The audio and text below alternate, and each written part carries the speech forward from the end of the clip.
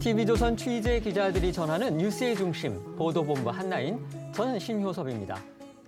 전국을 강경 대치 국면으로 끌어온 언론중재법을 놓고 여야 원내대표들이 마침내 절충안을 마련했다고 합니다. 핵심 내용은 언중법을 다룰 협의체를 구성해 9월 26일까지 합의안을 마련해 27일 국회 본회의에서 처리한다는 것입니다. 협의체는 민주당과 국민의힘 소속 국회의원, 언론계 인사와 관련 전문가 등 모두 8명으로 구성하기로 했습니다. 여야 원내대표는 각 당 의원총회 추인을 받아서 오후에 다시 만나 협상을 매듭지을 예정입니다. 속보가 들어오면 바로 전해드리겠습니다. 보도본부 한나인, 먼저 코로나 소식부터 알아봅니다. 4차 유행은 델타 변이 바이러스로 인해서 높은 전염력 또 빠른 전파 속도로 통제하기가 쉽지는 않아요.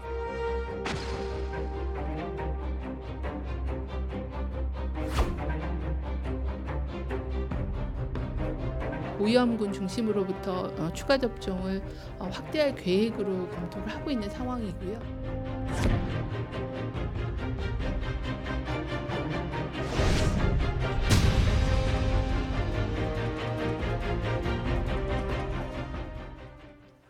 우리도 코로나 백신 접종의 효과를 더 높이기 위한 추가 접종, 이른바 부스터샷을 10월부터 한다고 하죠? 네, 그렇습니다. 국내 코로나 4차 대유행의 기세가 좀처럼 누그러들지 않으면서 예방접종의 중요성이 점점 커지고 있죠. 하루 1,000명을 크게 넘거나 많게는 2,000명 안팎의 이 4자릿수 확진자가 두 달 가까이 이어지고 있고요. 앞으로 당분간 1,000명 아래 3자릿수를 기대하기도 힘든 상황이라서 정부가 델타 변이로 인한 빠른 확산세와 돌파 감염이라는 변수를 잡을 대책으로 부스터샷 카드를 꺼내든 겁니다. 신규 확진자 수부터 살펴보면요. 오늘 0시 기준 코로나 신규 확진자 수는 1,372명을 기록했습니다. 전날보다 100여 명 줄면서 광복절 연휴 직후 2주 만에 1,300명대로 감소했는데요. 이대로 1,300명대 밑으로 감소세를 보일 것인가? 이거에 대한 전망은 그리 밝지 않죠. 주말 영향이 반영된 결과인데다가 서울 452명, 경기 420명 등 수도권이 모두 944명으로 전체 지역 감염의 70% 비율을 넘었는데요. 지난 7월 중순 이후 수도권의 감염 비율이 70%를 넘은 건 45일 만의 일입니다. 네, 인구가 집중된 수도권의 지역 발생 비율이 이 한 달 보름 만에 다시 70%대로 올라서면서 추가 확산 가능성에 대한 우려가 나오고 있는데요. 더욱이 전파력이 더 강한 델타형 변이가 계속 확산하는 데다가 다음 달 전국적 대규모 이동이 예상되는 추석 연휴도 앞두고 있어서 확진자 규모는 언제든 다시 커질 수 있는 상황입니다. 정부는 이번 주 금요일에 거리두기 조정안과 함께 추석 연휴 특별 방역 대책을 확정해서 발표하기로 했는데 논의가 길어지는 만큼 백신 접종 인센티브 등 가족 모임 제한을 일부 완화하는 방안에도 힘이 실리고 있습니다. 네, 가족 모임 제한 완화는요, 물론 방역에 안 좋은 조치인 건 맞습니다. 하지만 올해 설날에도 4인까지만 모일 수 있었던 데다가 이 오랜 거리두기로 피로도가 높아진 점을 고려하면 추석에도 가족 모임 인원 제한을 두는 건 가혹하다는 지적도 나오고 있습니다.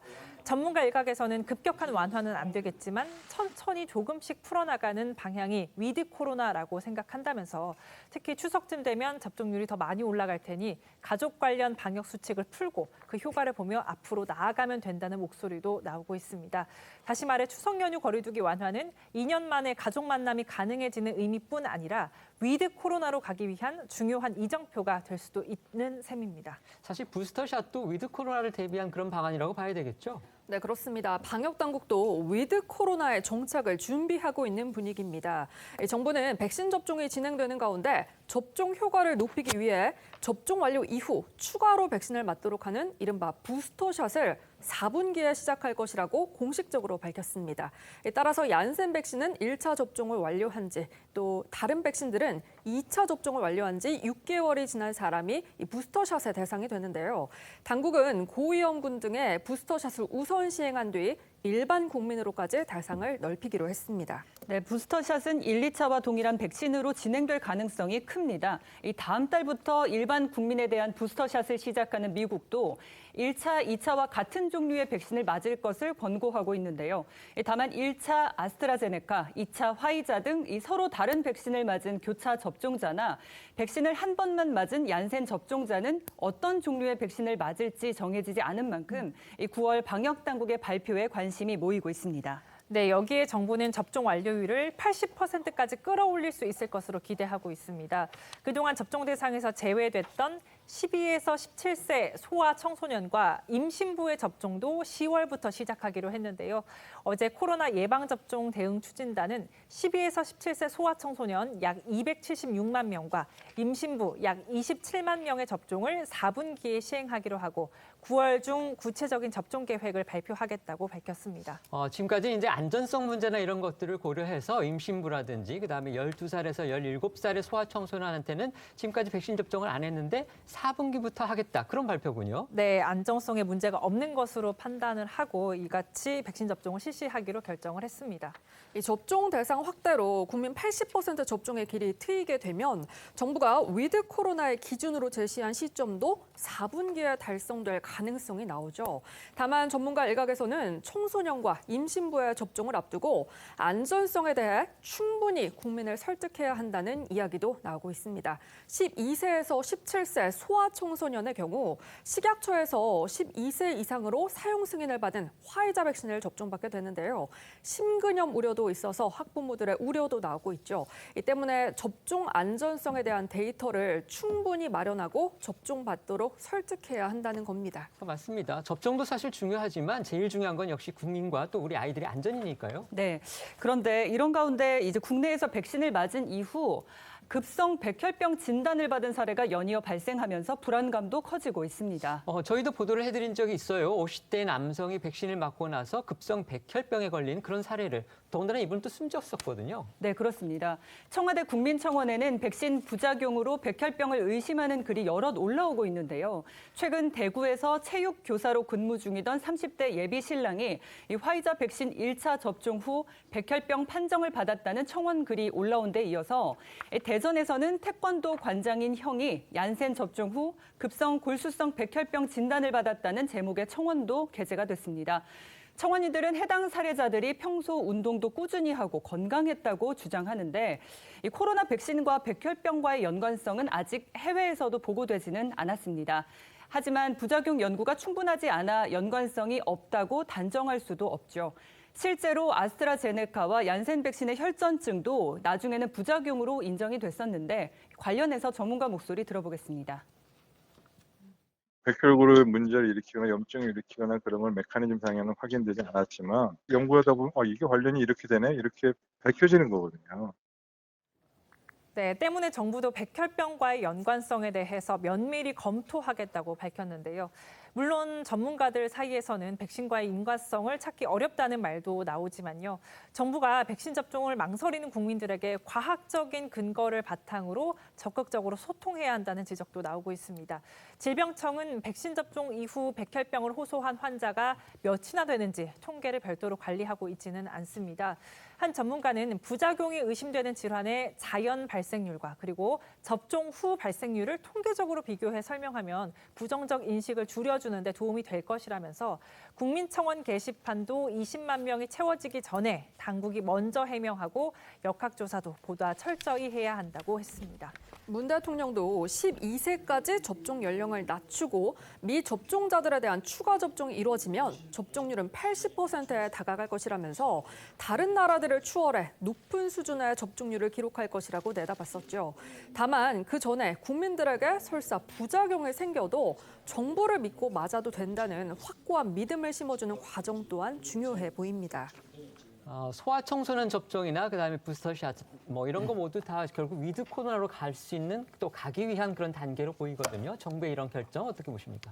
우선 다른 나라를 추월하는 것도 중요한지 모르겠고 아무튼 80%라는 목표도 또 중요할 수는 있겠죠. 그렇지만 그보다 좀 더 중요한 거는 훨씬 더 중요한 거는 안전이라고 봐야 되겠죠. 네네. 일단은 이제 정부가 그 접종을 높이기 위해서 12세에서 17세도 이제 적극적으로 그 접종을 하고 임산부는 뭐 그동안에도 했습니다만 다시 임산부 얘기도 하고 하는데 이게 사실 지금 우리가 맞는 그 백신들도 워낙 짧은 시간에 만들었기 때문에 아주 깊은 연구가 이루어지진 않지 않았습니까? 어떻게 보면은 FDA 같은 데서도 이제 그 어떤 의미로 보면 약간 그 가승인적인 그 성격도 있고 책임 소리 같은 게 불명하니까 그리고 저연령층에 맞춘 거에 대해서는 여러 가지 좀 자료가 아직은 부족한 면이 있어요. 물론 화이자가 이제 연구를 해서 화이자는 뭐 12세 이상도 가능하다고 하니까 하긴 하는데 굉장히 조금 그 신중하게 여러 가지 좀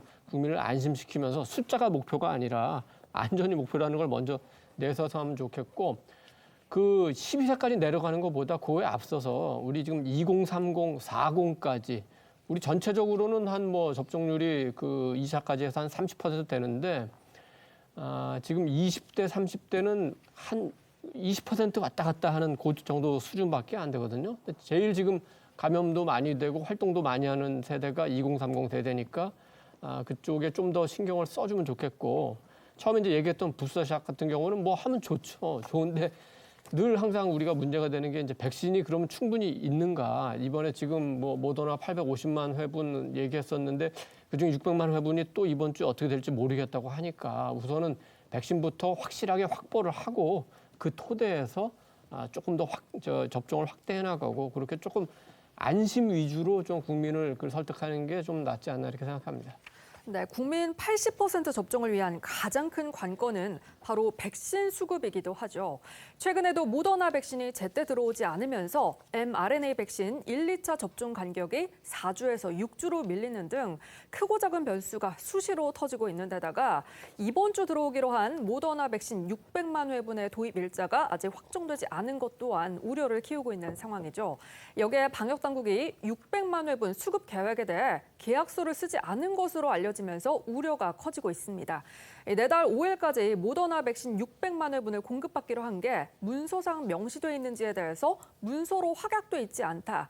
계약상 확약된 게 아니라 정부 대표단이 미국을 방문해서 협의한 결과고 이후 이메일 정도로만 받은 것이라면서 정부 대표단과 모더나사와의 면담에서 계약서를 쓰고 한 사안은 아니었다고 밝혔었습니다. 그러니까 정부는 계속 그렇게 얘기를 하고 있습니다. 그러니까 모더나의 그 701만 회분 수급이 계약상으로 확약된 건 아니고 이메일 정도만 받았다 이런 건데 사실 그전에도 이메일로 계속 수급에 관한 문제는 얘기를 해왔다 이런 입장이에요. 네, 일주일 전쯤에도 당국에서는 모더나 공급 물량에 대해 이메일 등을 통해 문서로 효력이 있는 것으로 통보받았다는 입장을 밝혔지만요. 김우주 고대 구로병원 감염내과 교수는 아마추어 같다는 지적을 하고 있습니다. 모더나로부터 이메일을 받았다고 하는데 국제 계약에서 서류가 없으면 확약된 게 아니라는 겁니다. 네, 이제 남은 5일 동안 모더나가 약속한 700만 회분 중에 지난주 국내에 도입된 100만 회분을 제외한 약 600만 회분을 약속대로 제대로 줄 건지가 관심인데요. 계약서를 쓴 게 아닌 이메일 정도를 받았다는 건 이 해당 협의가 온전히 모더나사의 의지에 달렸다는 해석도 나오고 있습니다. 결국 이번 주 백신을 예상량보다 적게 받거나 최악의 경우 받지 못해도 우리 정부가 딱히 대응할 방법이 없다는 우려가 나오고 있습니다. 과거 중대본의 목소리 준비했습니다. 우리 측은 우리나라의 예방접종 진행을 위해 모더나 백신의 안정적 도입이 매우 중요함을 강조하고 그간 도입이 지연된 물량의 조속한 공급과 앞으로 들어올 물량의 공급 일정도 조속히 알려줄 것을 강력히 요청하였습니다. 모더나 측은 한국과의 신뢰 회복을 위해 이미 통보한 공급량보다 더 많은 물량 공급과 9월 조기 공급을 위해 최선을 다하겠으며 이번 주까지 구체적인 물량과 공급 일정을 통보해 주기로 하였습니다. 만약 실제 수급이 꼬이게 되면요. 현재 한창 접종 중인 18세에서 49세 접종 역시 일부 지장을 받을 가능성도 있겠죠. 사실 이미 이제 모더나 수급의 차질을 빌어서 접종 간격이 벌어지면서 지장을 사실 초래한 그런 상황이죠. 네, 하지만 모더나가 이번 주까지 700만 회분을 준다고 하면서 정부는 추석 이후 예약자들을 앞당기기도 했는데 여기에도 차질이 빚어질 수 있는 거고요. 부스터샷 시행 시점도 혹시 늦춰지는 것 아니냐 하는 우려도 나오고 있습니다. 결국 지금 다시 모더나가 문제가 되고 있습니다. 모더나 백신 공급이 과연 제대로 이루어질 건지 또 이루어져야 정부가 계획하고 있는 이른바 이제 아직은 집단 면역이라는 말이 이제는 쓰지 않고 있지만 그런 접종 목표를 달성하는데 굉장히 큰 영향을 미칠 텐데 지금 정부는 이게 계약서가 아니고 이메일로 지금 이제 확약이라고 할 수 있는지 모르겠지만 그걸 받았다는 거거든요. 근데 법률가로서 보셨을 때 계약서가 아닌 이메일로 인한 일종의 구두 확약 같기도 하는데 이런 게 어떤 영향을 미칠지 정말 이게 만약에 모더나 백신이 또 차질을 빚으면 결국 정부 신뢰도에 또 문제가 생길 수밖에 없다. 그런 지적들이 나오거든요. 이제 이메일로 한 약속도 약속이고 모더나사에서는 지키려고 노력은 할 겁니다. 다만 이게 이제 손해배상 책임이 있는 약속이 아니거든요. 그렇기 때문에 약속을 어겼을 때는 우리 정부로서는 어떻게 할 방법이 없는 건 맞습니다. 그럼에도 불구하고 백신 수급이 조금씩 원활해지고 있거든요. 과거에는 생각지도 못했던 부스터샷이라든가 10대 접종까지도 얘기가 나오고 있지 않습니까? 그런 측면에서 보면 정부에서도 이제 수급이 원활해지면서 접종 대상 연령을 높이고 있는 것이고요. 실제 저는 이제 국민들이 정말 대단하다고 생각한 게 20대부터 40대까지 접종 신청률이 한 70% 가까이 되거든요. 그런 측면에서 보면 미국 같은 경우는 접종 완료율이 50%밖에 되지 않잖아요. 굉장히 백신이 많음에도 불구하고 그래서 주별로 어떤 백신 접종을 의무화한다는 그런 얘기까지 나오고 있습니다. 그런 측면에서 보면 앞으로 미국이나 유럽에서의 어떤 백신 수급은 좀 더 좋아질 것으로 보여지고 그렇게 하기 때문에 우리 정부에도 앞으로 모더나도 계속 약속대로 들어올 가능성이 아주 높다. 이렇게 생각드리고 앞으로 위드 코로나다 이런 얘기도 많이 있는데 국민들께서 지금 굉장히 참아주고 계시거든요. 실은 굉장한 스트레스를 받고 계시는데 정부에서 지금도 열심히 하고 있지만 더 열심히 해서 국민들이 좀 더 정상화가 될 수 있는 길을 빨리 열어주길 바랍니다. 네, 알겠습니다. 지금부터는 정치권으로 가보겠습니다. 충청의 피를 타고난 것을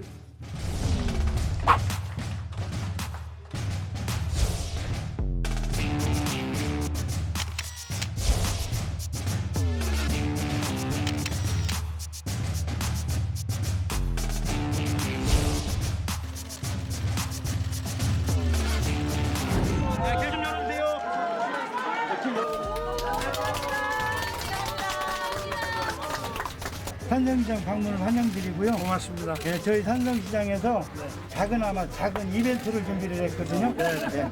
잠깐만 기다려주세요. 여러분 이게 뭐죠?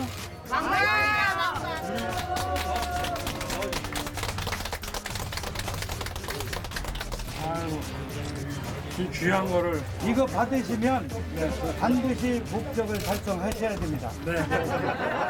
고맙습니다.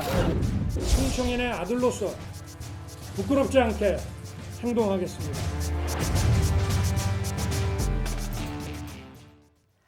국민의힘의 경선 버스 드디어 출발했군요. 네, 그렇습니다. 어제 오늘 국민의힘이 대선 경선에 참여할 후보에 대한 공식 등록을 받고 있죠. 본격적인 경선 레이스에 돌입을 한 건데요. 윤석열 후보는 어제 충남과 세종부터 찾아서 충청 대망론을 띄웠습니다. 윤 후보는 여야 주요 대선 주자 가운데 충청 대망론에 가장 근접한 인사로 꼽히곤 하는데 윤 후보 자신은 서울에서 나고 자랐지만요. 부친 윤기중 연세대 명예교수가 충남 공주 출신인 영향이 큰 겁니다. 충청권이 대선 때마다 표심을 예측하기 어려워서 캐스팅 보트 역할을 해온 지역임을 감안할 때 이곳에서 치고 나가면 경선 판세를 주도할 든든한 발판을 마련하게 된다는 분석도 나오고 있죠. 보신 대로 윤 후보는 세종시 국회 세종의사당 예정지를 둘러본 뒤 세종시의 선영에서 조부모 참배를 했고요. 충남 논산시 파평윤시 종친회와의 간담회를 끝내고 공주 산성시장을 돌기도 했습니다. 이 산성시장에는 윤 후보를 환영하는 인파가 몰려들었고 윤 후보는 정육점과 떡집 등을 돌면서 상인들의 고충을 듣기도 했습니다. 특히 한 상인은 윤 후보에게 금관을 선물하면서 반드시 목적을 달성하시라라는 덕담을 나누기도 했습니다. 특히 윤 후보는 뿌리 없는 줄기와 열매는 없다면서 이 지역 연고를 부각시키기도 했는데요. 들어보겠습니다. 저희 집안의 뿌리인 이 충청에 오게 돼서 감개가 무량합니다. 저는 500년 조상의 고향인 충청의 피를 타고난 것을 자랑스럽게 생각합니다. 제가 검찰총장 시절에 조국 사건과 갖은 그 정권 비리 그 사건을 수사하는 것과 관련해서 온갖 압력과 이런 핍박을 이겨내고 국민들의 이 부름을 받은 것은 겉으로는 조용하지만 속으로 뜨거운 그런 충청의 피를 타고난 때문이 아닐까 저는 그렇게 생각을 하고 있습니다. 충청 대망로는 충청인들이 그 이권을 얻고 마음대로 하는 것이 아니라 충청인들이 가지고 있는 그 중용과 이 화합의 정신으로 국민을 통합해서 우리 국가 발전의 어떤 그 주력이 되자. 결국은 충청 대망론이라고 하는 것은 국민 통합론이라고 저는 정의하고 싶습니다. 윤 후보는 지역주의를 의식한 듯 충청 대망론을 국민 통합과 연결지어서 언급하기도 했고요. 국회 세종분원 예정지를 찾은 자리에서는 집권하면 세종시에 대통령 집무실을 마련해서 의회와의 소통을 더욱 강화하겠다고 약속했습니다.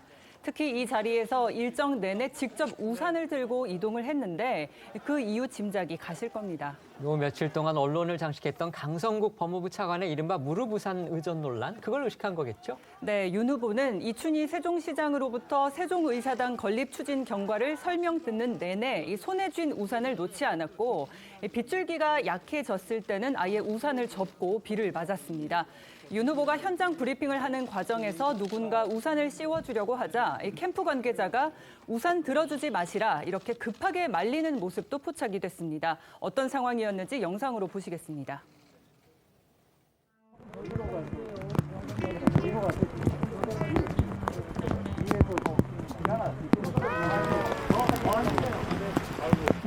어깨 아래로 이제 안 나오게. 잊지 못할 우산을 옆으로 하셔야지 얼굴이 반이 가려져가지고. 아니 들어주시면 마시고 하셔야지 얼굴이 반이 가려져가지고. 아니 들어주시면 마시고요.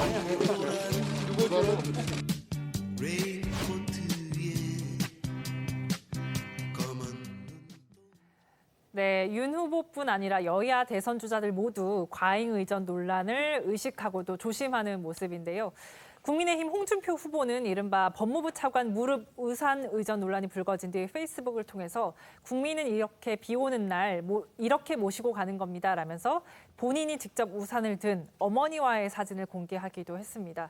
그리고 민주당 이낙연 후보 역시 최근 자신의 SNS에 우산을 직접 쓰고 대전 국립현충원 홍범도 장군 묘역을 참배하는 장면을 공개했습니다. 이른바 그러니까 직접 우산을 쓴 거를 사진으로 찍어서 보여주는, 인증을 하고 있는 거예요? 네, 국민의힘 이준석 대표도요, 자신의 SNS에 우산이요라는 글을 남긴 뒤 과거 영상을 공유하기도 했는데요. 잠깐 보고 오시죠.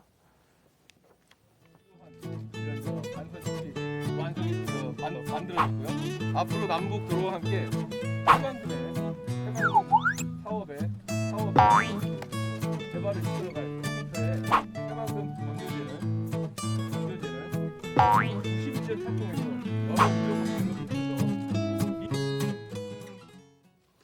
네, 법무부 쪽에선 이번 과잉 우산 의전 논란에 대해 지시나 지침에 따른 행동은 전혀 아니라고 해명했지만 어제 문재인 대통령과 김부겸 국무총리가 법무부 쪽에 경고의 메시지를 내놓기까지 했죠. 문 대통령은 이번 일이 생긴 경위야 이해할 수 있다고 하더라도 앞으로는 이런 문제가 재발하지 않도록 다시 살펴보는 것이 좋겠다라고 언급했고요. 김 총리도 대통령과의 주례 회동에서 국민 눈높이에 맞지 않는 고위공직자의 행위에 대해서는 이유와 지위 고하를 막론하고 강력 경고하겠다면서 재발 방지를 위해 장 차관 직무 가이드 매뉴얼을 점검하고 개선하겠다 이렇게 강조한 바 있는데요.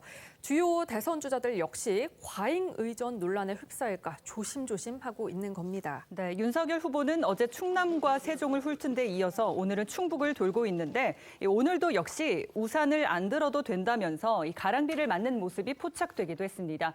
윤 후보가 충청북도에서의 첫 일정으로 찾은 곳은 옥천의 유경수 여사 생가인데요. 캐스팅 보트로 불리는 충청 민심과 함께 정통 보수 지지층의 표심까지 공략하려는 행보로 보입니다. 윤 후보는 유경수 여사에 대한 참배를 마친 뒤 생가 곳곳을 둘러봤고요.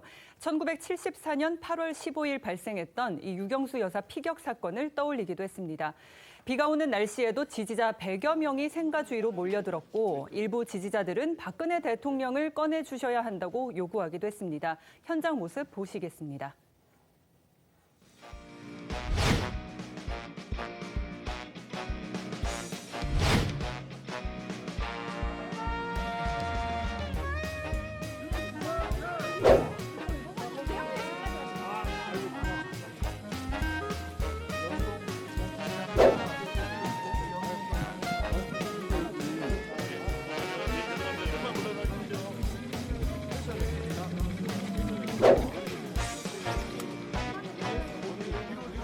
당시는 유신 시절이었는데 박정희 대통령의 이 통치 방식에 대해서 좀 불만을 갖고 있는 국민들도 굉장히 많았는데 우리 유경수 여사님께서 적십자 활동이라든지 우리 사회의 약자와 또 낮은 곳에 있는 분들을 늘 따뜻하고 어진 모습으로 대해주셨기 때문에 우리 유경수 여사님에 대해서는 당시를 기억하는 어느 대한민국 국민도 비판하거나 이런 분들이 없습니다. 저희 역시도 오래전 일이지만 우리 여사님의 낮은 곳을 향한 어진 모습이 지금도 기억에 생생하고 오래오래 잊혀지지 않습니다. 윤석열 후보가 연 이틀 충남과 충북을 잇따라 방문하면서 현지에서 이제 충청의 아들을 자처하고 그리고 충청 대망론을 꺼내 들었습니다. 선거 전략상으로 필요해서 물론 그런 거겠죠. 그러니까 충청의 아들, 집안의 뿌리, 충청의 피, 굉장히 강렬한 언어를 쓰죠. 그리고 굉장히 직접적이고. 그렇습니다. 어제부터 공식 이제 선거 운동인데 아예 충청보다 확실하게 잡고 가겠다. 이런 생각인 것 같습니다. 충청도는 굉장히 우리 대선 국면에서 중요한 땅이죠. 지리적 요충지이지만 정치적으로 요충지입니다. 충청을 잡는 후보가 지금까지는 승리하는 경우가 대부분이었죠.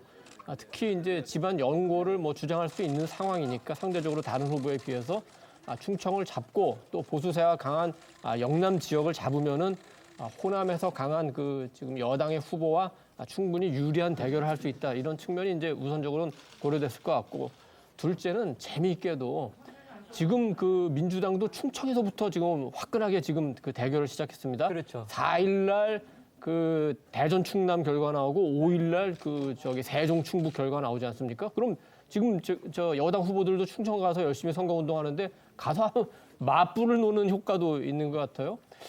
보면서 이제 재밌게 생각한 것 중에 하나는 아까 그림에서도 나오는데, 그러니까 윤 전 총장이 가는 곳에 사람이 많이 모여요. 이제 그걸 이제 인기라고 하는데, 사람을 모이게 하는 힘, 사람을 움직이게 하는 힘. 여론조사에서 수치가 어떻다는 거하고는 별개로 어디에 갔을 때 사람이 모이고 이렇게 열기가 뜨거운 거는 뭔가 그 후보에 대한 지지가 있다는 거예요. 그런 측면에서 아마 지난번에 대구 갔을 때에 이어서 이번에 충청 방문에서도 윤 전 총장은 최근에 지지율이 어떻다 얘기 많이 나오지만 힘을 받았을 가능성이 굉장히 있어요. 아까 우리 앵커께서 대망론, 충청 대망론이라는 말씀하셨는데, 이번 선거에서 충청 대망론의 기원을 조금 말씀드리면은 한 작년 초부터 충청 지역에 있는 대덕이라든지 대전이라든지 아니면 세종시라든지 이런 부근에 있는 지식인들끼리 이제 사진을 하나씩 돌려보기 시작했는데, 그게 명재 윤중이라는 분의 사진입니다. 그분은 조선시대 때 정권을 장악했던 노론에 대응해서 소론을 만든 사람인데, 충청도 그 지역 사람들 하는 얘기가 노론이 너무 교조적으로 국가를 운영했다. 그래서 소론을 만들어서 명재 윤중이 맞섰는데, 조금 교조적인 운동권 출신인 문정권 사람들에게 윤중의 후손인 윤석열 전 총장이 그런 식으로 맞서는 거 아니냐, 그 얘기부터 시작이 됐기 때문에 아무튼 일단 충청에서 불을 당기고 앞으로도 아마 충청에는 굉장히 신경을 많이 쓸 것 같습니다. 네. 말씀드린 대로 국민의힘은 오늘 경선 후보 등록을 마감하는데요. 경선룰을 두고 후보 간 치열한 수싸움 예고되고 있습니다. 네, 저희가 어제도 잠깐 다뤄봤지만 이 경선 과정에서 여론조사를 하게 되는데 거기에 역선택 방지 장치를 둘지 말지 그걸 두고 논란이 계속되고 있는 거죠. 네, 역선택이라고 하면요. 한마디로 선거에서 우리 편이 이기기 쉽게 상대편의 약한 후보를 선택하는 걸 뜻합니다. 그러니까 국민의힘이 경선을 하게 되면서 이제 여론조사를 하게 될 경우에 이때 민주당 지지자들이 국민의힘에서 자신들이 보기에 약하다고 하는 생각하는 그런 후보를 선택한다. 일부 주자들이 걱정하는 게 바로 이 부분입니다. 네, 그렇습니다. 여론조사 대상에 다른 당 지지자들을 포함하느냐 아니면 이 역선택을 방지하기 위해서 국민의힘 지지자들만 놓고 하느냐를 두고 이 후보 간 입장이 첨예하게 갈리고 있는데요. 앞서 국민의힘에서도 민주당 추미애 후보에게 마음이 간다면서 민주당 선거인단 신청했던 인물이 있었습니다. 김재원 최고위원이죠? 네, 그렇습니다. 오늘 목소리 들어보겠습니다. 민주당에서는 도리어 네. 그 제 한 표도 뭐가 겁나는지 네. 그 선거인단에서 축출했다는 이야기를 계속 듣고 있는데 실제로 연락이 오지 않고 있어요. 제 이름을 삭제했다고 들었습니다. 제 한 표도 그렇게 겁난다면 네.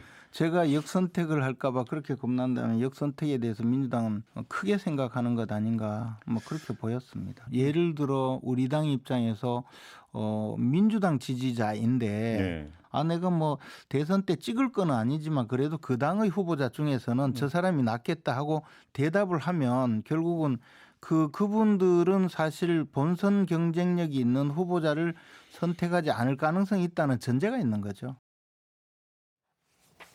앞서 김재원 최고위원이 민주당 대선 경선 선거인단으로 신청했다는 소식이 알려지자 민주당에서는 즉각 반발했었고요. 이재명 후보 캠프는 역선택은 민주주의 근간을 뿌리째 흔드는 범죄 행위다라고 질타하기도 했었는데 역시 역선택을 둘러싼 국민의힘 경선 룰 논란이 점입 각용이 되고 있는 겁니다. 어떨까요? 다른 당 지지자들까지 여론조사를 대상으로 넣으면은 그 투표 결과에 영향을 좀 미칠까요? 어떤 데이터 같은 게 좀 있습니까? 네, 최근 발표된 여론조사를 보시면 좀 이해가 가실 것 같은데요. 우선 어제 발표된 KSOI 여론조사입니다. 범보수권 적합도 조사에서 윤석열 후보 25.9%, 홍준표 후보 21.7%, 이 오차범위 내에서 비슷한 수치를 보였죠. 하지만 정당별 지지자들을 들여다보면 극과 극입니다. 민주당 지지층에서 홍준표 후보는 26.4%, 윤석열 후보는 불과 4.2%입니다. 반면 국민의힘 지지층에서는 정반대로 나타났죠. 윤석열 후보 52.2%, 홍준표 후보 18.3%입니다. 네, 오늘 데일리안이 발표한 국민의힘 대선 후보 적합도에서는 윤석열 후보가 36.7%, 홍준표 후보 28.1%입니다.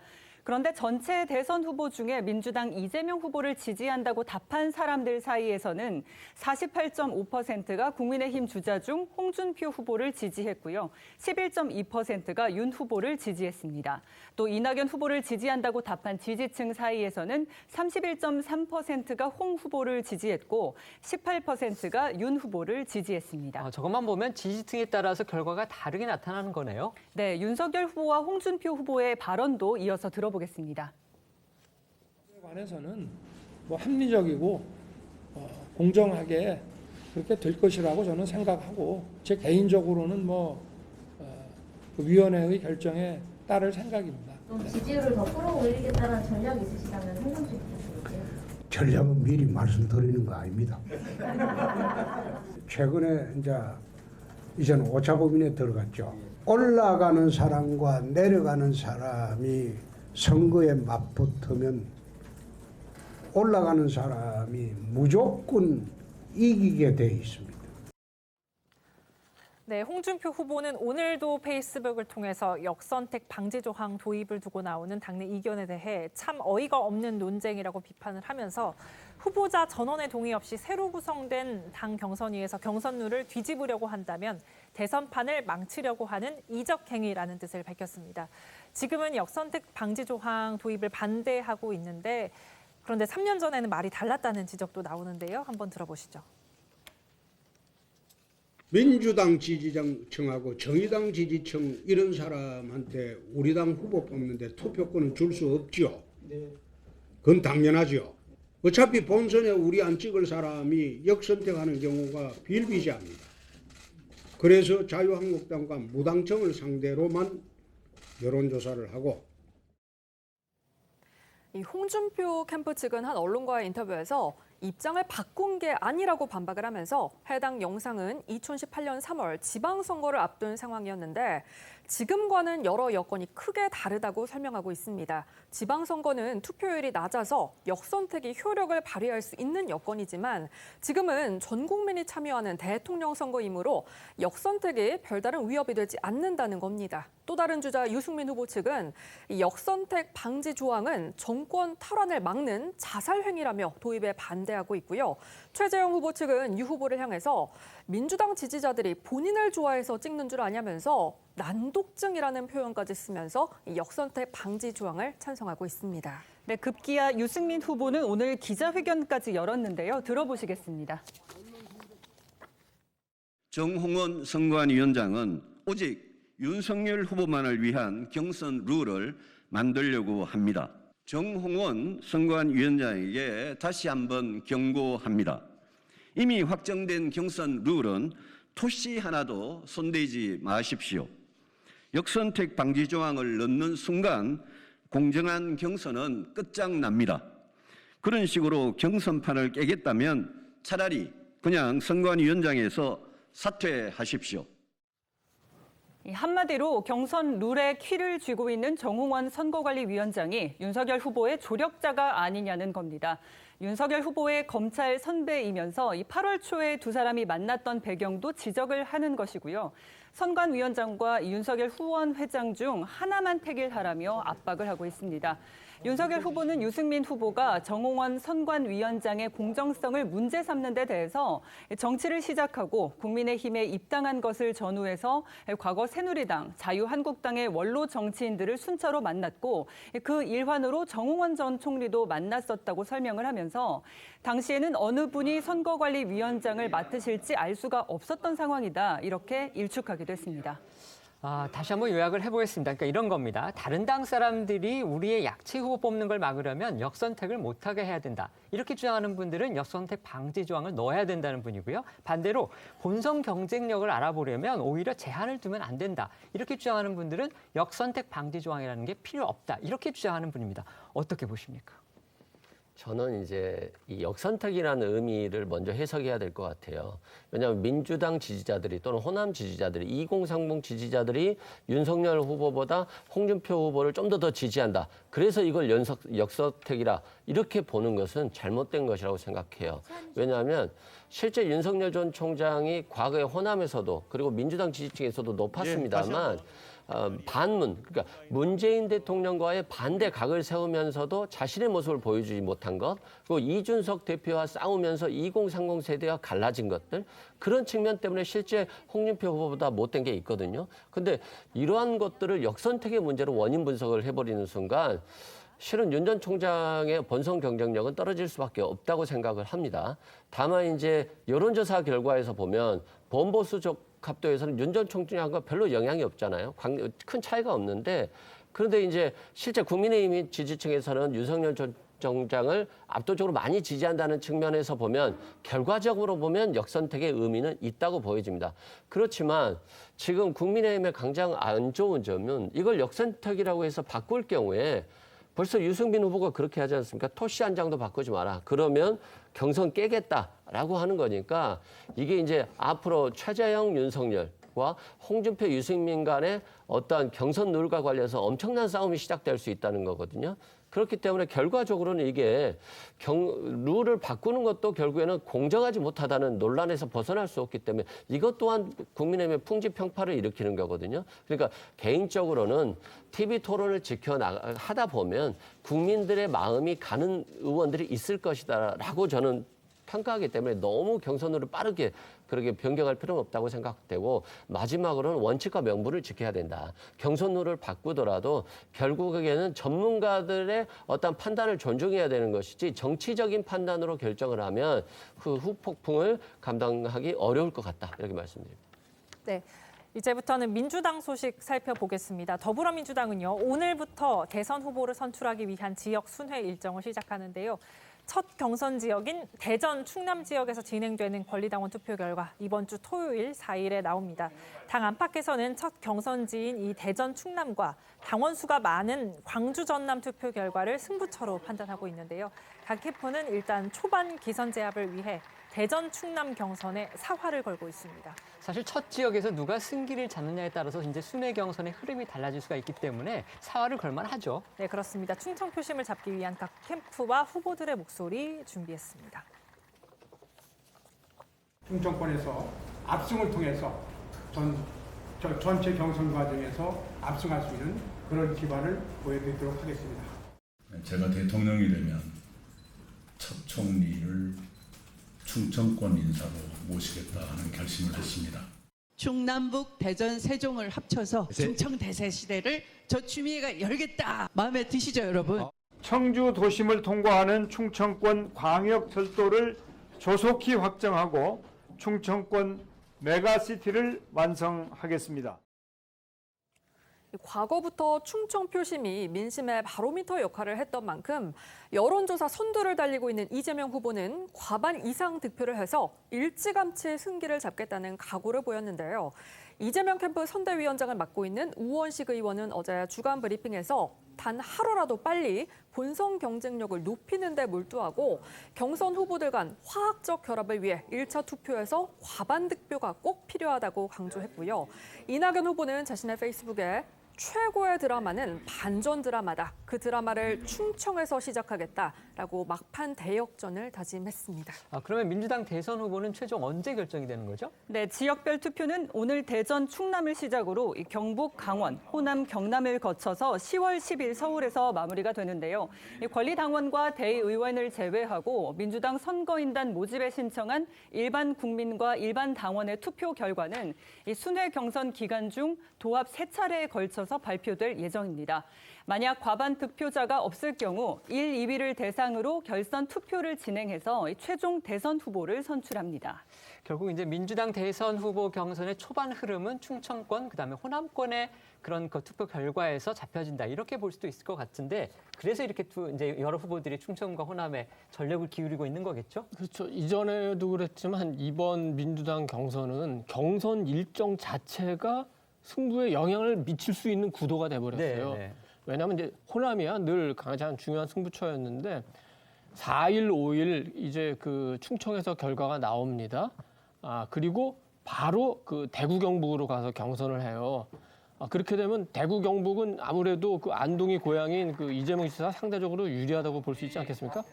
충청에서 만약에 그 이재명 지사가 큰 승리를 거둔다면 그리고 이어서 그 대구 경북에서 승리를 거둔다면 곧바로 추석 연휴가 옵니다.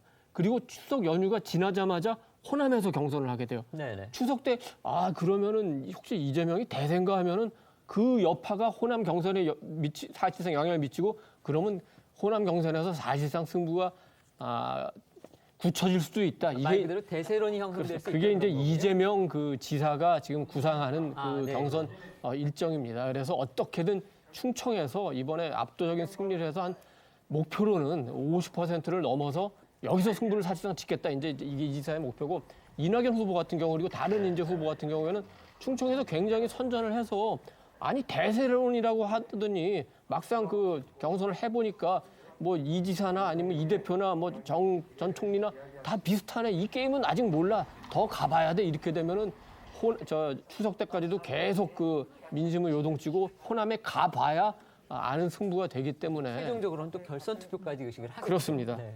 그래서 굉장히 이번 충청 승부가 굉장히 중요한데 지금 이제 각 후보들이 내놓는 공약이 청와대 집무실 이전, 그다음에 이제 국회의사당 세종 청사 뭐 한 대체로 그 정도인데 제가 보기엔 그 정도 갖고 부족해요. 민주당에서 역대 배출한 대통령이 3분 계신데 전부 다 그 충청도에서 빅 아이디어를 하나씩 내놓고 승부를 했었어요. 첫째, 김대중 대통령 같은 경우는 DJP 연합으로 그 대통령이 된 거 아닙니까? 뭐 그 충청의 상징적인 인물 김종필을 잡고 충청에서 많은 표를 얻어서 거기서 한 40만 표 정도 이긴 거 아닙니까? 두 번째, 노무현 대통령은 수도 이전, 충청도로 아예 수도를 이전하겠다. 수도까지는 못했지만 그래도 행정수도 이전이 진행되고 있지 않습니까? 문재인 대통령이 사실 그게 좀 없었어요. 그래서 막판에 충청도에서 조금 고전했습니다. 그래서 사실 그 문재인 캠프에서 이미 저 불출마를 선언하고 떠난 반기문 총장 쪽의 인사를 영입하려는 움직임까지 있었어요. 그래서 결국은 고전하고 많은 득표는 하지 못했죠. 그렇다면 이재명 지사든 아니면 이낙연 대표든 다른 후보분들도 특히 이제 지금 윤 전 총장도 충청 영웅호를 주장하고 하기 때문에 충청에서 경선뿐만 아니라 대선에서도 그 유리한 승부를 하려면은 충청과 관련해서 좀 어떤 빅 아이디어를 하나 내놔야 될 것 같습니다. 네, 한편 어제 열린 송두환 국가인권위원장 후보자 인상청문회에는요, 이재명 청문회란 말이 나올 정도로 관련 의혹에 초점이 맞춰졌습니다. 의혹의 핵심은요, 지난 2018년 지방선거 때 이재명 후보가 친형 강제 입원 관련 허위사실 유포로 선거법 위반 혐의에 대해 재판을 받을 때 송두환 후보자가 돈을 받지 않고 상고심 변호인단에 참여했다는 겁니다. 관련 발언들 들어보시죠. 그럼 이 사건을 선임해달라고 요청한 거는 누굽니까? 이 지사입니다. 그러면 선임하면 선임에 대해서는 약정을 할 때 금액에 대한 약정을 하지 않습니까? 그 얘기는 없었습니까? 그런 얘기는 없었습니다. 그 수임료는 사안의 중대성에 따라서 달라지고 최소한 100만 원 이상에 대해서 수임료를 받지 않겠다고 말씀을 하신 거예요. 실은 제가 받지 않겠다고 말한 적도 없고요. 100만 원 이상인지 이하인지 하는 거를 제가 생각을 해본 적이 없고요. 그때 생각을 했더라도 수고의 대가가 100만 원을 넘는다라고는 그 당시에 판단하지 않았을 거라고 생각합니다. 국민의힘은 청문회에서 송 후보자가 이 지사 사건의 변호인단으로 참여하고도 수임료를 받지 않은 건 청탁금지법 위반이라고 주장했습니다. 국민의힘 유상범 의원은 송 후보자의 사건 수임 자료를 보면 정식 사건에서 수임료를 100만 원 이하로 받은 적이 없다면서 무료 변론의 청탁금지법 기준 위반 가능성을 제기했고요. 전주회 의원 역시 100만 원 미만이라도 직무 관련한 것이라면 과태료에 해당한다고 지적했습니다. 하지만 송두환 후보자는 이 청탁금지법의 대전제는 직무 관련성인데 이 직무 관련성이 없다며 별로 한 일이 없어 돈 받을 생각을 하지 않았다고 했습니다. 이재명 캠프 법률특보단장인 더불어민주당 이수진 의원은 송 후보자 옹호에 나섰는데 들어보겠습니다. 2019년 이재명 지사 상고 사건에서 민변 측에서는 모 변호사가 사건을 맡았다가 사임하면서 그 변호사가 후보자님을 비롯해서 민변회장 출신들을 상고 이후 보충서에 연명을 해줬습니다. 연명이라도 해줬으니 후보자님이 50만 원 정도라도 받으시라라는 얘기를 들었는데 후보님께서는 뭐 값어치 있는 일도 한 게 없는데 몇십만 원이라도 받겠냐 하면서 지금까지 안 받으셨죠? 예. 별로 한 일이 없으니까 그렇게 말씀을 하신 거잖아요. 예, 저는 결론적으로는 100만 원 이상이건 이하건 관계없이 청탁금지법에서 규제하는 후보님 행위에 저는 해당되지 않는다고 사실 생각하고 있습니다. 그래요. 실제로 후보자께서는 헌재 재판관 출신이면서도 50만 원, 80만 원을 받고 일을 많이 하셨죠. 약 50건대의 수임 내역 중에서 1,000만 원 이하 사건이 30건이 넘고 100만 원 이하도 5건이나 됩니다. 그러니까 실제로 상대가 공직자이든 시민이든 가리지 않고 서민이든 가리지 않고 실제로 기여한 만큼만 받으신 양심적인 변호사로 보이신데 맞습니까? 맞죠? 제가 그러려고 노력했다고는 생각합니다. 그런데 이낙연 후보 측은 또 의혹을 제기했어요. 네, 이낙연 캠프 박래용 대변인은요, 최근 2년간 진행된 이 지사 재판에서 선임된 변호사 총 30여 명이라면서 변호사 비용이 최소 수억에서 수십억 원이 될 것이라는 건 이 법조계의 상식인데 재판 기간 이 지사의 재산은 오히려 증가했다고 지적했습니다. 박 대변인은 이재명 후보가 재판 직전인 2017년에 신고한 재산은 26억 8천만 원인데 재판이 끝난 2021년도에는 28억 6천만 원으로 오히려 1억 7천만 원이 증가했다면서 1, 2, 3심에서 꽤 많이 들어간 돈은 어디서 나왔을까? 귀신이 고칼 노릇이라고 말했습니다. 그러니까 변호인단이 한 30여 명 정도 되는데 근데 거기에 분명히 변호사 수임료가 들어갔을 것이고 그런데 오히려 재산 총액은 늘어났다. 이걸 지적한 거예요. 네, 그렇습니다. 이재명 후보는 어제 한 뉴스 프로그램에 출연해 반박했는데요. 자신의 재산이 늘어난 건 집의 평가 차익이 늘어난 것이고 실제 현금 자산은 훨씬 많이 줄었다고 말했습니다. 그리고 이어서 변호사 비용이 자산 감소의 상당 부분을 차지한다면서 그런데도 재산이 늘었다면서 대납 의혹을 제기하는데 대납을 누가 해주겠는가라고 반문했습니다. 앞서 이낙연 후보는 이재명 후보의 무료 변론 의혹과 관련해 당 차원의 검증을 요구했고요. 이재명 후보 측은 민변의 오랜 관행이라고 설명했습니다. 관련 발언 들어보시죠. 우리 당원 지지자를 비롯한 상당수 국민들께서 걱정을 하시게 됐으니까 그것을 설명해서 클리어할 필요가 있습니다. 필요하다면 당에서도 국민들의 걱정을 없애도록 하는 노력이 있어야 한다고 생각합니다. 아실지 모르겠지만 민변은 굉장히 오랫동안 회원이 공익적인 부분들과 관련된 사안으로 수사를 받거나 또는 재판을 받게 될 경우에 지지한다라는 의미에서 변호인의 이름을 올리는 관행이 있었습니다. 어떤 금품 수수라든지 용역 제공이라고 보기가 어렵다는 점. 네, 이재명 캠프 총괄 본부장인 박주민 의원은 이 터무니없는 의혹 제기라고 응수하면서 이런 것을 정치적 공세의 소재로 쓴다는 게 무척 서운하고 화가 난다. 이렇게까지 해야 되는지 잘 모르겠다고 꼬집었는데요. 오늘 이재명 캠프는 입장문을 통해서 이낙연 후보의 공식 사과와 이 재발 방지를 정중히 요구한다고 밝혔습니다. 네, 이재명 캠프는요. 이 후보의 재산은 선거법 사건 수사와 재판을 거치면서 감소했다라면서 공직자로서 매년 자산 신고를 하는 이낙연 후보와 윤영찬 의원 등이 이 사실을 모를 리가 없다라고 주장했습니다. 그러면서 그간 수많은 네거티브와 허위사실 공표 등을 이 민주당원으로서 최대한 인내했지만 이번 흑색 선전은 용인 가능한 선을 넘었다라고 했습니다. 이에 대해 이낙연 캠프는요. 고의로 이재명 후보를 흠집내기 위해서 뒷조사라도 했던 게 아니다. 지금이라도 빨리 제대로 설명하라. 이낙연 후보에게 사과를 요구할 때가 아니다라고 했습니다. 한편 송두환 국가인권위원장 후보자는 이재명 후보의 친형 정신병원 강제 입원과 관련한 설명을 듣고 입장을 묻자 그 사건 내용이 증거에 의해 인정되는 객관적 사실이라면 인권 침해에 해당된다는 건 누구에게 물어도 분명할 것이라고 답했습니다. 그리고 청문회장에서는 이재명 후보의 형수 욕설도 다시 언급됐는데요. 관련 목소리들 모아봤습니다. 이걸 읽으면서도 떨리지만은 읽어드릴게요. 제가 한 게 아니고 전화가 온 거예요. 제가 여보세요 그랬죠. 그랬더니 조사받고 가냐 됐던 말이 그거예요. 그래서 제가 전화를 끊었어요. 그랬더니 또 전화를 했어요. 왜 전화하시냐고 그랬더니 조사받고 가냐 이 나쁜 그러면 제가 지금 형수한테 뭐 하는 소리입니까? 아이고 형수님 아니 위아래도 없는 거예요 거기는. 아이고 말도 안 되는 소리 왜 맨날 지어대더니 아니 소설을 쓰시네요 맨날 같은 어이구 이거를 공개해라. 이게 7월 15일 날 조사받고 가는 16일 날 한 전화통화 내역입니다. 이 사건을 맡을 때에 형수나 형한테 욕설에 대해서 들어보신 적이 있습니까? 저 실은 들어본 적이 없습니다.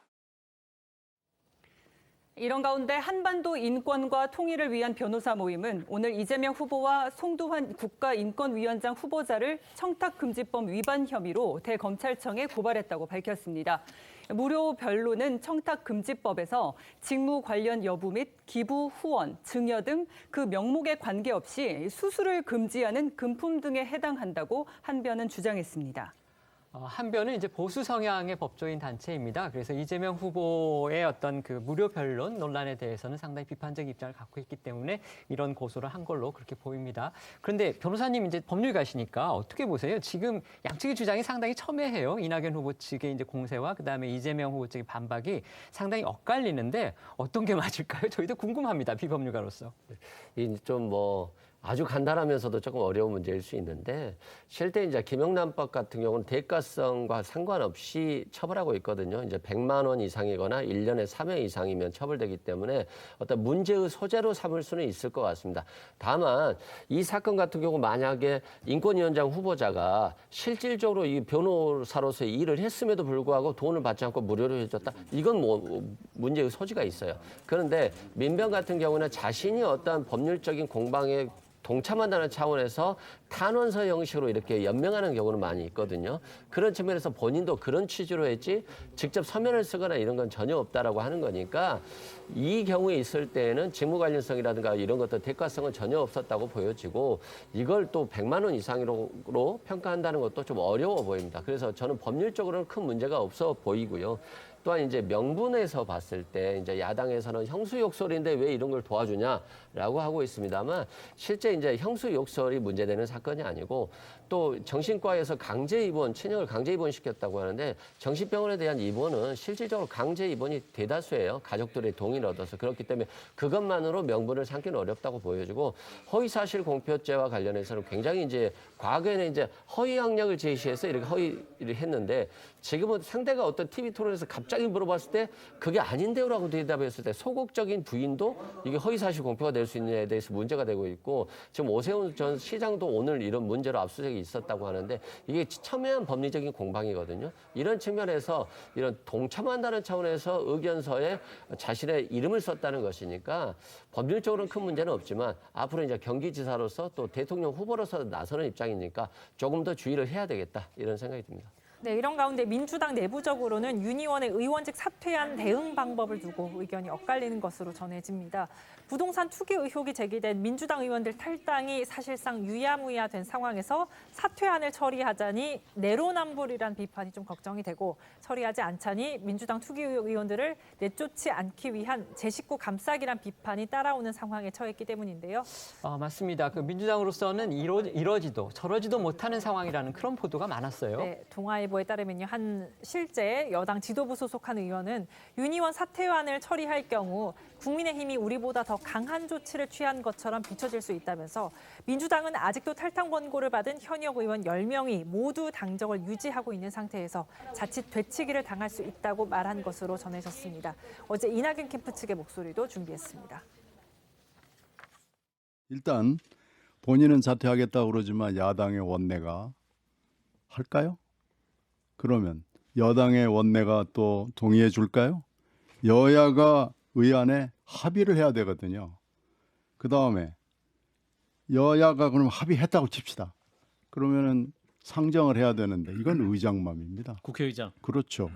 어느 국회의장이 자기 임기 안에 손에 피를 묻히고 싶어 하겠어요. 박병석 의장의 사전에 손에 피 묻히는 거 없습니다. 절대 안 합니다. 상정했다고 칩시다. 네. 표결해야 되잖아요. 그렇습니다. 그런데 민주당이 뭐가 좋아서 거기에 오케이 하겠습니까? 그 정치적 부담이 엄청나거든요. 반대로 국민의힘은 윤 의원의 사퇴안을 처리하라며 여당을 압박하고 있습니다.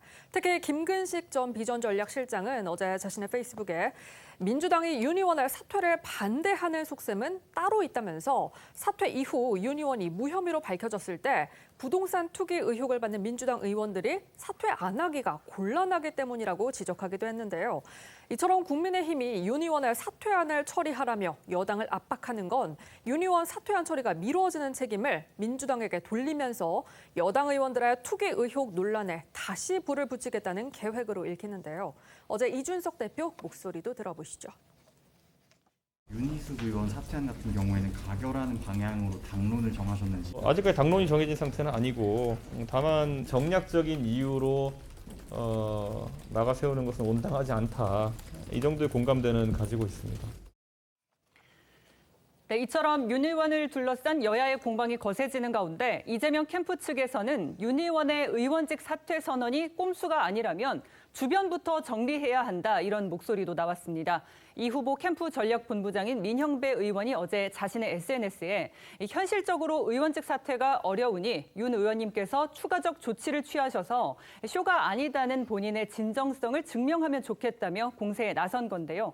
민 의원은 진정성 증명 방법으로 국회의원 세비를 전액 반납하고 의원실을 비우는 등의 방법을 제시했습니다. 근데 이 부분도요, 언론 보도를 보면 윤 의원이 실제 의원실 정리하고 그다음에 비서진들도 정리하고 뭐 이런 보도가 많이 나왔었거든요. 네, 그래서 오늘 저희 취재진이 직접 가봤는데요. 윤 의원의 사무실은 문이 닫힌 상태로 블라인드까지 내려져 있었습니다. 의원실은 방문자가 많아서 문이 열려 있는 경우도 종종 있는데요. 윤 의원에게 이제 보좌관들에게 사무실 정리를 지시했다라는 보도들도 나오고 있는 상황인데, 오늘 한 보좌진은 저희 취재기자의 질문에 의원님이 출근 안 하시는 건 다 알려지지 않았나, 나가실 때 기본적인 정리는 다 하고 가셨다. 그런데 책이 원래 많았어서 그것만 정리해서 보내드리면 끝나는 상황이라고 이 상황을 설명하기도 했습니다. 관련해서 지난주 윤 의원의 목소리도 들어보시죠. 우리 당은 언론 가결을 시키기 위해서 최선을 다해야 된다고 생각을 하고요. 그런데 뭐 민주당이 협조를 안 해주면 그러면 뭐 제가 세비 반납하고 뭐 또 사직서 내고 이런 상황이 계속돼야 돼서 민주당이 빨리 좀 가결을 시켜주기를 바라죠. 그러니까 윤 의원이 실제 의원실까지 정리를 하고 있는 상황이기 때문에 이제 여당도 소위 윤 의원의 어떤 사태의 진정성, 이거를 비판의 표적을 맞추는 건 사실상 어렵지 않나, 그런 생각도 좀 들거든요. 네, 그래서일까요? 오늘 민주당에서는 탈당이나 사퇴가 중요한 게 아니라는 주장도 나왔습니다. 오늘 한 라디오에 출연한 양이원영 의원이 윤 의원의 사퇴 선언에 대해 이 부동산 투기라는 본질이 사라졌다며 비판을 한 건데요. 그러면서 양이원영 의원은 윤 의원이 사퇴 선언보다 사과를 먼저 했어야 한다고도 주장했습니다. 목소리 들어보시죠. 저는 아직까지 제대로 된 사과도 안 하신 것 같은데요. 그러니까 제일 처음에 송구합니다 이렇게 한마디 하시고 그다음에 해명도 좀 저는 적극적이지 않고, 그러니까 일방적인 주장만 있으시고 화만 내시니까. 화를 냈다. 알겠습니다. 좀 저는 알고 싶은 건 진실이에요. 계속 여쭤보는 거예요. 아니 왜 그런지 궁금하다. 그거 저만 궁금한 건 아니지 않습니까? 네, 반면 민주당 대선 주자인 김두관 후보는요, 윤 의원의 사퇴한 처리를 거듭 주장하고 있습니다. 김 후보는 오늘 자신의 페이스북을 통해서 도대체 왜 민주당이 윤희숙 의원을 비호합니까? 라는 제목의 글을 올렸습니다. 그래서 김 후보는 국회에서 윤희숙 의원 사퇴한 처리를 미루는 건 윤희숙 의원을 비호하고 만국병인 부동산 투기를 부추기는 한심한 짓이라고 지적했습니다. 그러면서 국민의힘은 원래 그렇다 치고 왜 민주당까지 윤희숙 의원의 협박에 안절부절 못하는 것인가? 민주당이 윤희숙 사퇴안을 처리하면 불리한 게 뭐가 있느냐고도 이렇게 말했습니다. 네, 야당에서도 윤 의원의 사퇴안 처리에 소극적인 여당을 향한 비판이 계속 나오고 있는 상황입니다. 오늘 야당에서 나온 목소리도 들어보시죠. 아니 생각을 해보세요. 지금 뭐냐면 윤희숙 의원은 그래 나 잘못했어. 그래서 나 사퇴했어 어쩌라고 이런 거거든요. 쉽게 말하면. 그러니까 나 사퇴했으니까 나 잘못해서 사퇴했어. 그럼 민주당 너네도 잘못했잖아. 너네 사퇴해. 이렇게 얘기하는 거예요. 쉽게 얘기하면. 그러니까 민주당 고통스러운 거예요. 네, 그리고 어떻게 민주당이 그런 얘기를 할 수가 있어요. 탈당부터 시키라니. 그게 말이 되는 얘기예요. 알겠습니다. 민주당이 지금 윤희숙 의원 사퇴안을 두고서 고심이 깊은 모습입니다. 또 야당과 윤 의원의 압박도 강해지는 그런 건데요. 민주당 결국 어떤 선택을 하게 될까요? 이 지금 윤희숙 의원 사퇴 논란은 계속되겠지만 윤희숙의 사퇴, 저는 이건 이미 끝난 문제라고 봅니다. 일단 정치적으로는 다 끝났어요. 윤희숙 의원은 국회 그 집무실도 정리했고 지역구 사무실도 정리하고 다시 돌아올 뜻이 없어요. 아마 그 세비 들어오는 계좌도 아예 차단할 가능성이 굉장히 높습니다. 그런데 이제 법적인 게 남는데 국회법에 국회의원의 사퇴에 대해서 명확하게 그 규정을 했습니다. 135조에 3개 항이 있는데 2항부터 보면은 의원이 사직하려는 경우에 본인이 서명 날이란 사직서를 의장에게 제출해야 한다. 이건 이미 했습니다. 1항에 뭐라고 되어 있냐면 국회는 의결로 의원의 사직을 허가할 수 있다. 다만 폐회 중에는 의장이 허가할 수 있다는데 허가한다가 아니에요. 허가할 수도 있고 허가하지 않을 수도 있어요. 그러니까 이건 어떻게 보면 의무사항이 아니라고 보고 윤석열 총장이 옛날에 얘기했던 형성적 조치라고 하나요? 사표 낸 것으로서 그 의미가 이미 정치적으로 투영된 걸로 봐야 되는 측면이 있고, 사망이 뭐냐면 사직 허가 여부는 토론을 하지 아니하고 표결한다고 했어요. 지금 박병석 그 국회의장께서 여러 가지로 곤란하니까 여야 협상을 통해서 하겠다는데 이건 협상을 사항하는 게 아니에요. 사표 내면 수리해 주는 게 법으로 이렇게 규정이 돼 있습니다. 그래서 사실상 사퇴는 된 겁니다. 물론 논란은 남겠죠. 그러니까 빨리 표결하고 그다음에 그 여든 야든 다른 투기 의혹 있는 의원들은 합당한 책임지시면 됩니다. 네, 아까 저희가 오프닝에서 말씀을 드렸는데요. 여야가 그 언론중재법 처리에 대해서 최종 합의를 했습니다. 여야 원내대표들이 1시쯤부터 만나서 각 당 의원총회가 추인한 내용을 합의안으로 발표를 했는데요. 내용은 저희가 소개했던 대로 거의 그대로입니다. 그래서 다음 달 27일 국회 본회의에서 법안을 통과되도록 노력을 하고 그 전에 협의체를 구성을 해서 9월 26일까지 합의안을 마련해 보겠다 이런 내용입니다. 그리고 협의체는 아마 조만간 결성을 만든다 이런 내용입니다. 여야 합의 내용 어떻게 평가하십니까? 여야 합의는 잘 됐다고 보고요. 왜냐하면 언론중재법에 대해서 이견이 많기 때문에 이 부분에 대해서 분명히 그 내용 조항들에서 언론의 자유를 위축시키는 조항이 있다라고 한다면 협의해야 될 것 같고요. 다만 이제 그렇다 할지라도 언론의 자유를 통해서 피해자들의 피해가 허위 저작 보도로 인한 피해를 또 무시해서는 안 된다고 생각합니다. 이런 측면에서 보면 개정 작업도 이루어져야 될 필요성이 있는 것 같습니다. 네, 알겠습니다. 저희는 1분 뒤에 다시 돌아오겠습니다. 오늘 준비한 소식은 여기까지입니다. 저희는 내일 오후 1시에 더 핫한 소식으로 찾아뵙겠습니다. 시청해 주셔서 고맙습니다.